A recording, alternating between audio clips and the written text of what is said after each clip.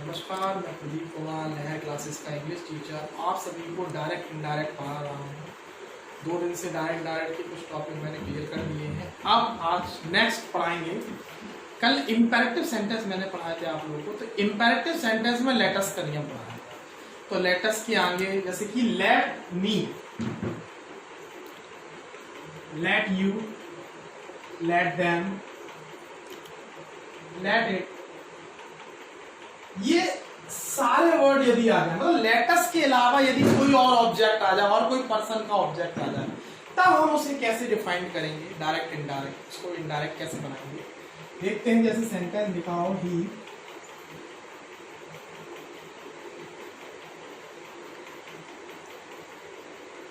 he said to his father, comma inverted comma, let me a chance once again,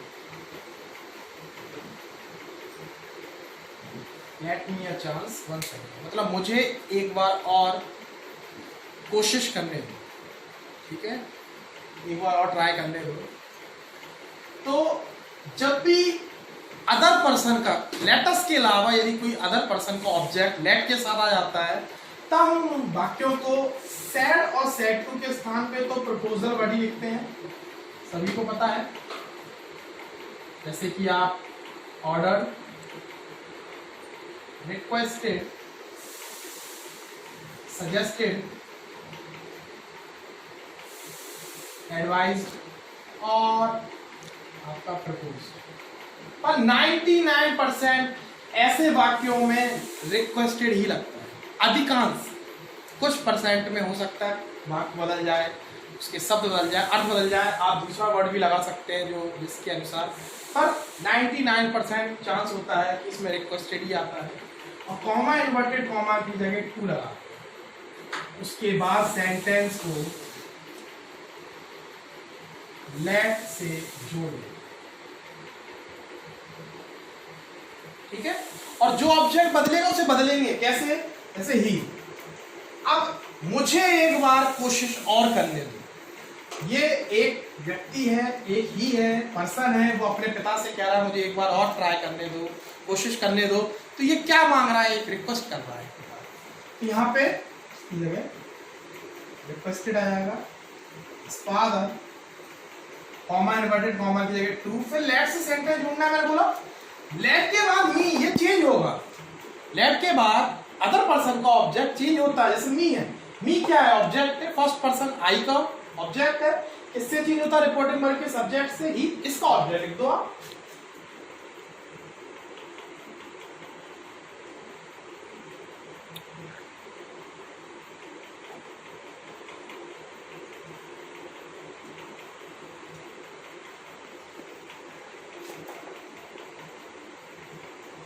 इस तरीके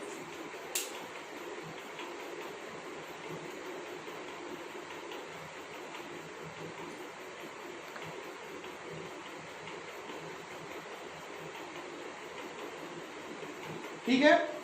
अब एक sentence और देखेंगे, जैसे he said to her, comma inverted comma, let you read this। एक लड़के ने एक लड़की से जैसे कहा, ही ने शी से कहा, हर से, कि let you read your book, मतलब तुम्हें यह किताब पढ़नी चाहिए। तो ये तो वैसे अननोन पर्सन है और सिमिलर होंगे, तो सिमिलर के लिए नॉर्मली ये मैंने बताया था, यदि वाक्य बदल रहा है तो आप उसको उसके अनुसार ही वर्ड लगाएंगे, प्रपोजल वर्ड लगाएंगे, ठीक है। तो यहाँ पे क्या आएगा, प्रपोज्ड आएगा, कॉमा इन्वर्टेड कॉमा की जगह टू, फिर लेट यू, चेंज होगा, ऑब्जेक्ट है यहाँ पे यू, चेंज होगा किससे होगा, रिपोर्टिंग वर्ब के ऑब्जेक्ट से। रिपोर्टिंग वर्ब का ऑब्जेक्ट क्या है, हर, इसका ऑब्जेक्ट क्या होता है, हर ही होता है, रीड। अच्छा, दिस दैट में चेंज होगा। कुछ वर्ड होते हैं, मैंने आप लोगों को 2 वीडियो में नहीं बताया है, कुछ वर्ड चेंज हो जाते हैं, तो मैं वो बता देता हूँ कौन से वर्ड किस में चेंज होते हैं, ये नोट कर लीजिए तब तक।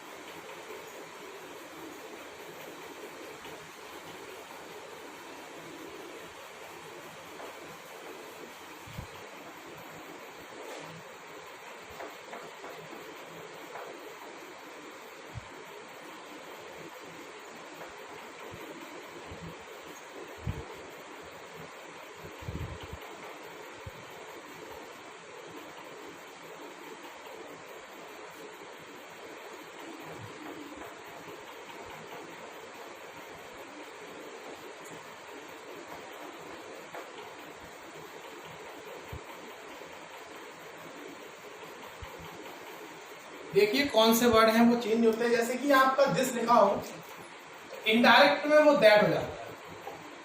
जैसे आपका लिखा हो टू नाइट, तो वो दैट नाइट में चेंज हो जाएगा।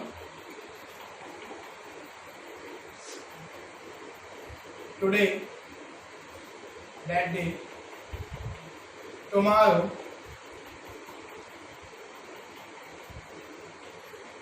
टुमारो द नेक्स्ट डे में,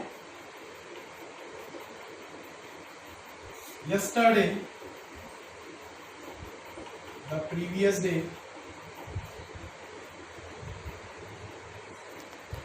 now और just का then में, ठीक है।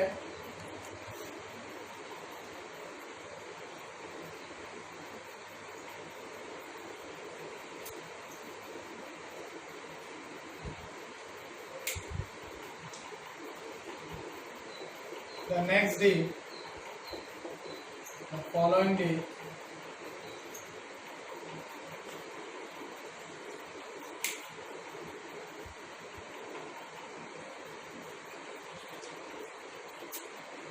here का there, these का those,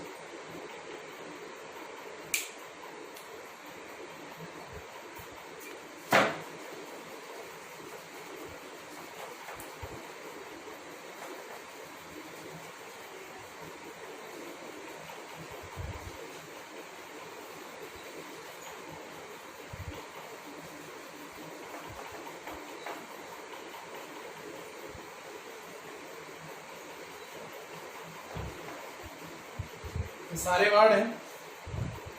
ये वर्ड इसमें इनडायरेक्ट में चेंज होते हैं इस तरीके से।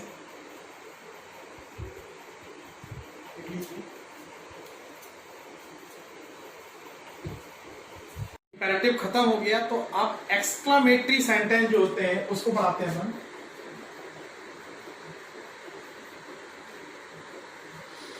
तो एक्सक्लामेटरी सेंटेंस क्या होता है? इसको हिंदी में बोलते हैं विस्मयबोधक सेंटेंस, जो अचानक मन के भाव से प्रकट होते हैं। उनमें जैसे कुछ वर्ड आते हैं उससे हम समझ जाते हैं सेंटेंस एक्सक्लामेटरी सेंटेंस है। जैसे he said, comma, inverted comma, he said to me, inverted comma, hooray, we have won the match.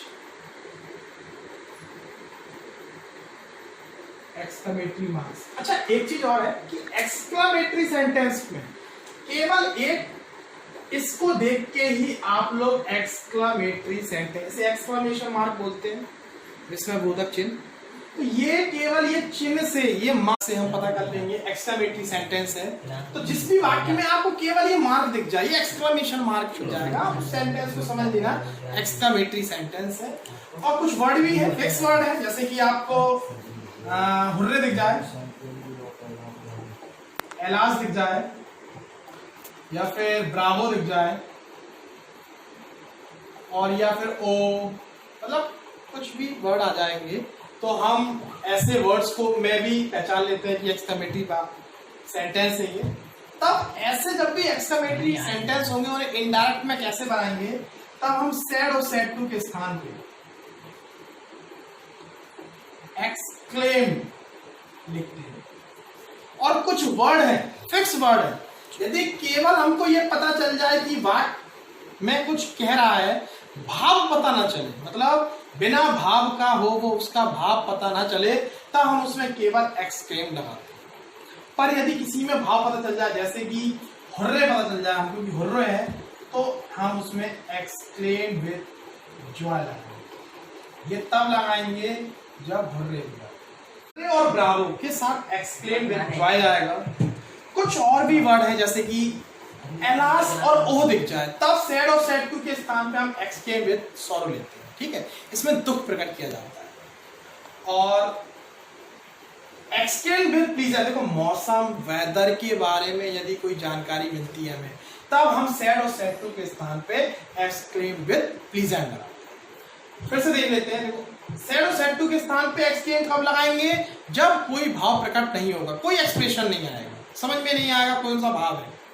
और यदि आपको हुर्रे ब्रावो का भाव दिख जाए, ये भाव है, एक्सप्रेशन वर्ड है, ये प्रकार के, यही बताते हैं हमें सैड और सैड टू के स्थान पे क्या लगाना है। जैसे हुर्रे ब्रावो दिया होगा तो एक्सक्लेम विद जॉय लगाएंगे, एलास ओ मतलब ये दुख प्रकट कर रहे हैं तब एक्सक्लेम विद सॉरो लगाएंगे, और मौसम में होगा तो एक्सक्लेम विद प्लीजेंट लगाएंगे सैड और सैड टू के स्थान पे।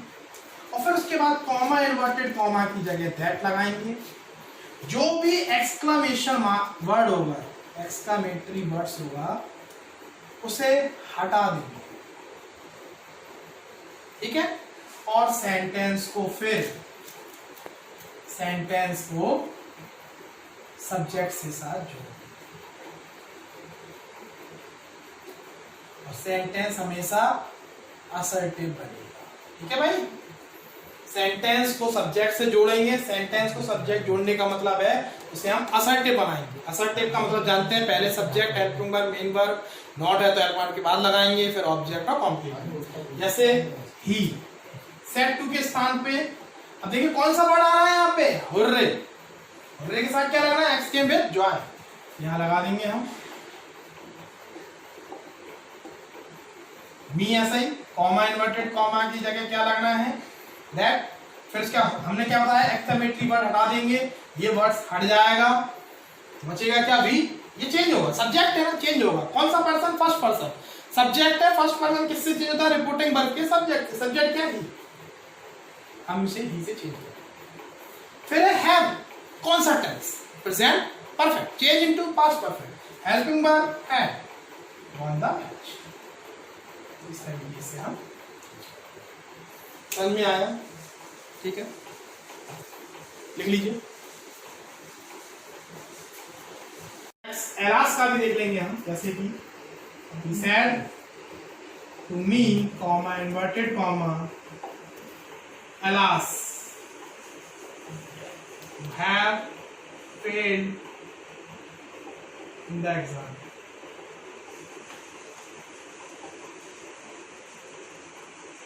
ठीक है, एलास से दुख प्रकट कर रहा होगा, तुम एग्जाम में फेल हो चुके हो, तो ये तो एलासी है, भाव प्रकट कर रहा है। तो सिंपल है, ही सेड और सेड टू के स्थान पे क्या है, एलास के लिए क्या आना है, एक्सक्लेम विद सॉरो। और मी ऐसे का ऐसा ही, कॉमा इन्वर्टेड कॉमा की जगह दैट, एक्सक्लेमेशन वर्ड हट जाएगा, बचा क्या, यू सब्जेक्ट है, ये कौन सा पर्सन, सेकंड पर्सन, किससे चेंज होगा, रिपोर्टिंग वर्ब के ऑब्जेक्ट से। ऑब्जेक्ट क्या है, मी, इसका सब्जेक्ट लिख लो, आई। हैव है, इससे चेंज होगा, had failed in the exam, ये आपका कंप्लीट हो, ठीक है। ये खत्म हो गया यहाँ पे एक्सक्लेमेटरी सेंटेंस, ठीक है। और आप लोग खुद सेल्फ इसको करना, एक्सक्लेमेटरी सेंटेंस का। यदि कोई डाउट हो, कोई दिक्कत हो तो मुझे बताना, मैं उसको कंप्लीट करूंगा। और अब इसके बाद एक वाक्य आता है ऑप्टेटिव सेंटेंस, मतलब इच्छा सूचक वाक्य। जैसे इसके बाद आता है ऑप्टेटिव सेंटेंस, इसको बोला जाता है इच्छा सूचक वाक्य। भैया इच्छा सूचक वाक्य का मतलब क्या है, जैसे कि दिल से निकले, जैसे कोई सेंटेंस है, he said to me, comma inverted comma,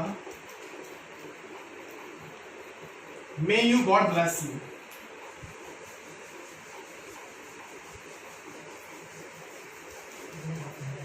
May God bless you. देखिए, may God bless you, भगवान तुम्हारा भला करे। तो मे गॉड ब्लेस यू, इसको कैसे बनाते हैं, जब भी सेंटेंस इच्छा से निकले, इच्छा सूचक वाक्य इच्छा निकले, या फिर कोई आशीर्वाद दे रहा हो, तब हम सैड और सैड टू के स्थान पर विज्ड या प्रेयर प्रेड लिखते हैं, प्रेड या विज्ड लिखेंगे, और कॉमा इन्वर्टेड कॉमा की जगह यहाँ पे दैट लगते हैं, और सेंटेंस को अरेंज करते हैं।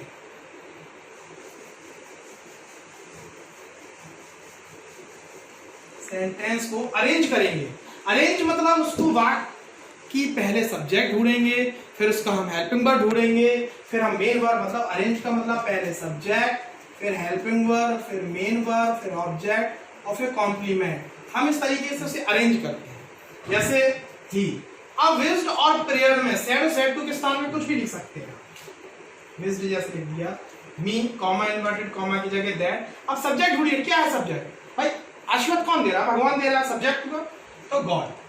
फिर मे चेंज होता है, याद कीजिए मैंने मे चेंज कराया था माइक में। फिर प्लस यू ऑब्जेक्ट है, किससे चेंज हुआ? रिपोर्टिंग वर्ब के ऑब्जेक्ट से। ऑब्जेक्ट क्या? मी, ये ऑब्जेक्ट ही है, इससे चेंज। तो ये इच्छा सूचक वाक्य हैं और ऐसे वाक्य पेपर में नहीं आते हैं, और यदि आ जाए तो कुछ ही सेंटेंस हैं आशीर्वाद के तौर पे, may you God bless you, may you live long, तो ऐसे ही वाक्य आते हैं तो उसको हम अरेंज करके लिख सकते हैं बस। ठीक है, नोट कर लीजिए। और यहाँ पे आपका डायरेक्ट और इनडायरेक्ट का जो चैप्टर है वो खत्म हुआ है। ठीक है, और आपको यदि कोई भी डायरेक्ट इनडायरेक्ट में डाउट दिखे तो आप मुझे कमेंट बॉक्स में मैसेज कर दीजिए और मैं उस डाउट को क्लियर बहुत ही जल्द कर दूंगा। यदि ये वीडियो आपको पसंद आई हो तो लाइक और सब्सक्राइब कीजिए। धन्यवाद।